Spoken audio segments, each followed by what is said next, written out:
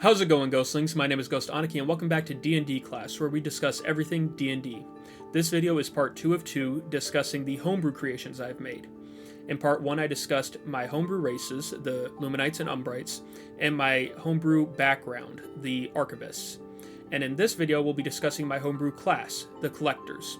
If you haven't seen the previous video, please feel free to check it out when you get a second, see if you like the races and background options there. And let me know in the comments if you like or plan to use the Collector class. I've tried to model the Collector class's information as similar to standard D&D class information as I could. So first we have the Collector class chart. This has the levels, the proficiencies at those levels, the features that you gain at the levels, your dimension hold limit, and your fixation hold limit, which we'll get into later on. To start, you have to have an intelligence score of 13 or higher to multiclass in or out of this class, so remember that if you want to combine this with another class. The Collectors have a hit dice of 1d8 per collector level. Their HP at level 1 is 8 plus the Constitution modifier. Their HP at levels 2 plus are 1d8 or 5 plus the Constitution modifier per collector level after the first. That or 5 is the average of a d8. A lot of classes that you see in the books have an option of either rolling for your HP or just using the average of the dice. It's up to you what you want to do. Their proficiencies that the Collectors have are in light armors, simple weapons. They have no tool proficiencies. Their saving throws are intelligence and constitution, and their skills that they have are investigation and insight. The equipment that you get to choose when choosing a Collector class is any simple melee weapon or simple ranged weapon. If you choose the ranged weapon, you also get 10 ammunition to start. You get to choose between 2 daggers or any simple melee weapon. You get any light armor or 10 gold pieces.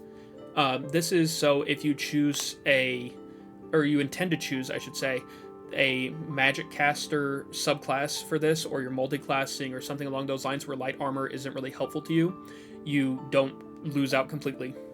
And you get to choose either an explorer's pack or a scholar's pack.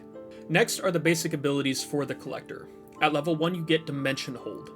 Your concentrated efforts to collect have given you limited access to your own pocket dimension, similar to the Bag of Holding. However, this space has no weight limit and can hold a number of items of medium size or smaller, determined by your level on the Collector's chart. This door can be opened and items exchanged as an action. The Collector knows what they store and can find what they want instinctively. Only the Collector can interact with the hold. Each item within the hold occupies its own space. At level 2, you gain Skillful Understanding. You have a specialized understanding of items in the hold that are special to you. During a long rest, you can spend 1 hour focusing on one item in the hold. If you do, you gain proficiency with that item, even if you otherwise would not have proficiency with it. You can sever this connection and connect to another item in the same way at a long rest. You can do this with 1 additional item at level 9, totaling to 2, and an extra item at level 17, totaling to 3 that you can have the Skillful Understanding trait on. At level 3, you get to choose your Collector's Fixation. Your interest in specific items shifts the structure of your dimensional hold. Choose 1 fixation, this is your subclass, gaining its features at levels 3, 6, 10, and 14. Your fixation options are the Arcanist, the Armamentalist, the Kleptomaniac, or the Magizoologist. Ability score improvement. You can increase 1 ability score by 2 points, or 2 ability scores by 1 point each. The maximum score a skill can reach using this feature is 20. You can choose to take a feat rather than this improvement at any applicable level as long as the DM allows for feats in your game. Some do, some don't, and kind of just varies. You'll want to discuss with them. This improvement occurs at levels 4, 8, 12, 16, and 19. At level 5, you gain Dimension Speed. You've grown accustomed to summoning your hold. Opening and using the Dimension Hold can now be done as a bonus action rather than an action. So you don't need to use your action any longer. You can use a bonus action. Pretty standard ability change there. At level 7, you gain Specialized Proficiency. Your continued use of your Dimension Hold and the items within have greatly increased your skills. Choose 2 skills in which you are proficient. You now roll with advantage on checks regarding those skills. If any skill imposed on you would cause disadvantage on those rolls, magic or otherwise, you instead roll normally for those skills. You can choose 2 more skills to add this to at level 13 to a total of 4, and 2 more at level 18 for a total of 6. Each skill can only gain this feature once. You can change which skills have this feature when you gain a level that would allow you to choose new ones, so levels 13 and 18. And finally, for the base abilities, at level 11 you gain Dimension Door. You are attuned to your hold to such a degree that you can now briefly open 2 doors simultaneously. As an action or reaction, you can open 2 doors, one in front of you and one in an unoccupied space you can see within 30 feet of you. You or an item you are using can then pass through, after which the doors immediately close. You get 1 use per long rest, and you gain 2 additional uses at level 15 to a total of 3, and 2 more at level 20 to a total of 5. This allows you kind of a quick escape option, maybe a different attack dynamic so you can hit an enemy you may not otherwise be able to. It kind of opens the doors for a little bit of reworking how you're attacking and how you're moving. As I said earlier, at level 3 you gain your Collector's Fixation. This is your subclass.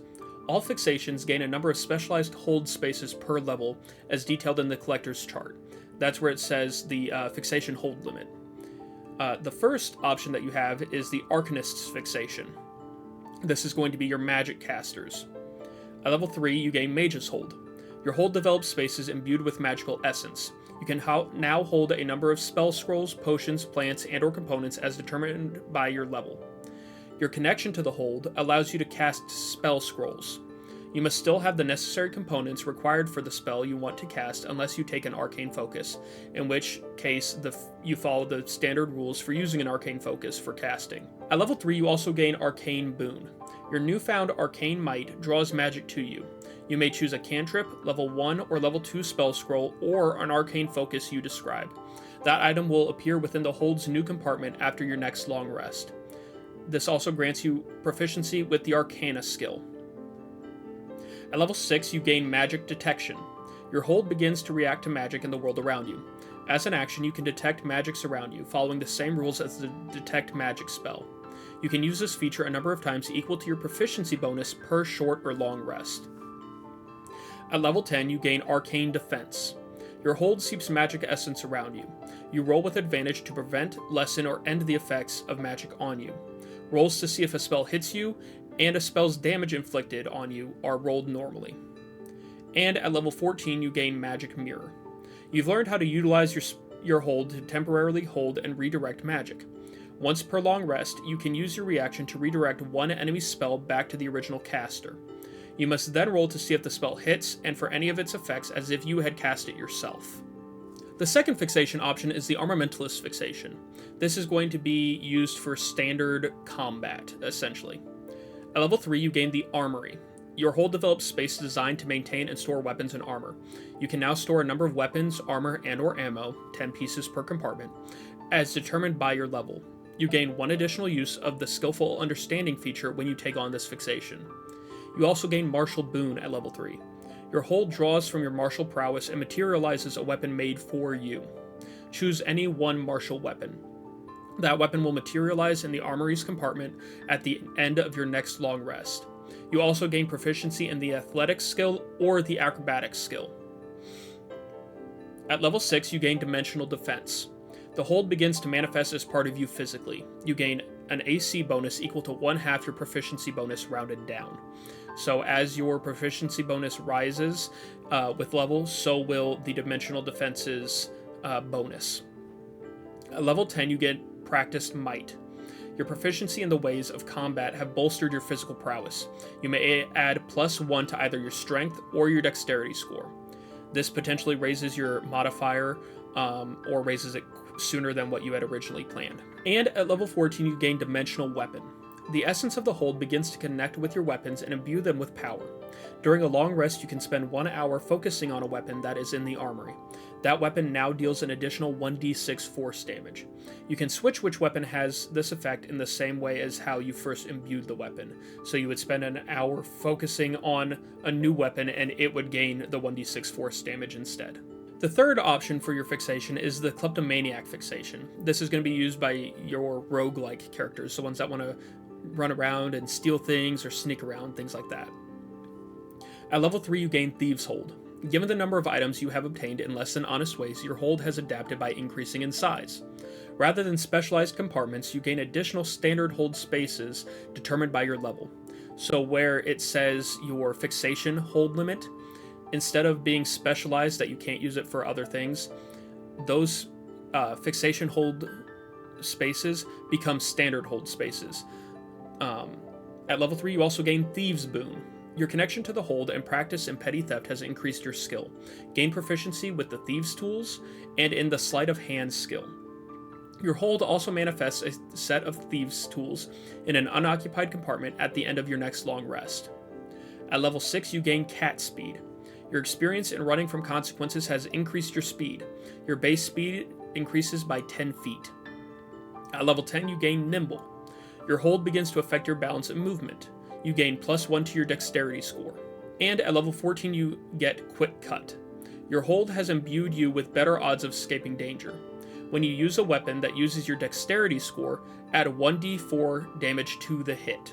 The final fixation is the Magizoologist fixation. This allows you to hold magical creatures that you can use in combat or in other ways at later times. At level 3, you gain Creature Hold. Your fascination with the wild world has caused your hold to change. You can now store magical and non-magical, non-humanoid creatures of certain types and challenge ratings in your hold. The number you can hold is determined by your level. The type and challenge rating of the creatures you can hold is also dependent on your level. At this level, level 3, you can hold one beast-type creature of size small or tiny of challenge rating 1 or below. Any creatures tamed within your hold understand you and will carry out your commands to the best of their abilities. It can understand you, but you can't inherently understand it. Just because you can communicate with it and it understands you doesn't mean that it can talk back to you. This isn't like the Speak with Animals spell. In combat, your creature goes directly after you, in turn order. Only one creature can be utilized at a time. Calling on a creature requires an action. If your creature is defeated in combat, rather than dying, it instantly returns to the hold and cannot be called upon again until after a long rest. You can call out creatures a number of times equal to your proficiency bonus per long rest. To obtain a creature, you must touch or otherwise subdue the creature alive, and succeed an animal handling check with a difficulty class equal to 10 plus the creature's challenge rating rounded up. If the creature is medium-sized, add 1 to the difficulty challenge, and add 3 if it is large. You cannot keep any creature bigger than large at any point. To free up a space, you must call upon a creature and give it the command to leave.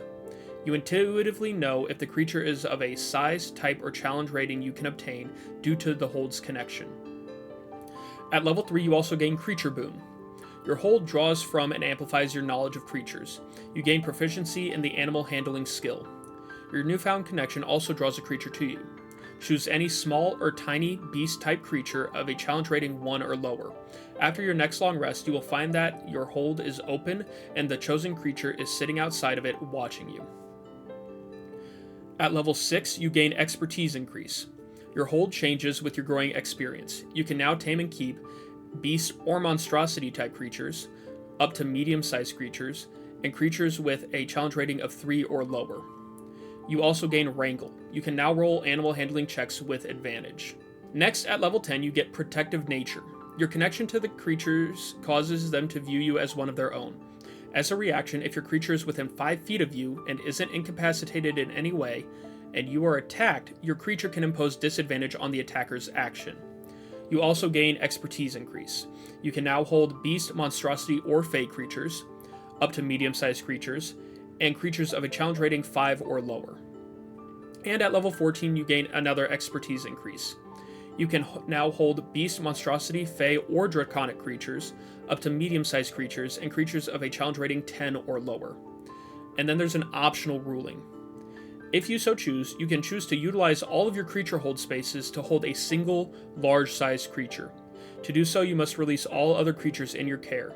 All other creature limitations remain the same, so it still has to be a beast, monstrosity, fey, or draconic creature, and it still has to have a challenge rating of 10 or lower, but it can be a large creature. I had a lot of fun creating this class. I wanted to create a class that collects all sorts of things. I'm someone who collects things myself. I collect cards, board games, comic books, figurines, manga, all sorts of stuff. And so I wanted a class that kind of represented that and showed that off. I also wanted it to be something that had a utility.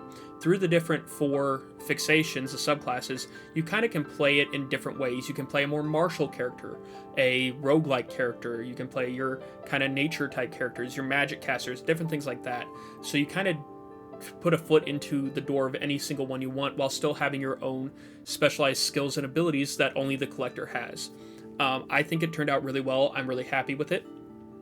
If you have any questions, comments, you want to show off the character you made using this, feel free to put it in the comments. I'd love to see what you come up with for the collector or for the Archivist background or the Luminites and Umbrites.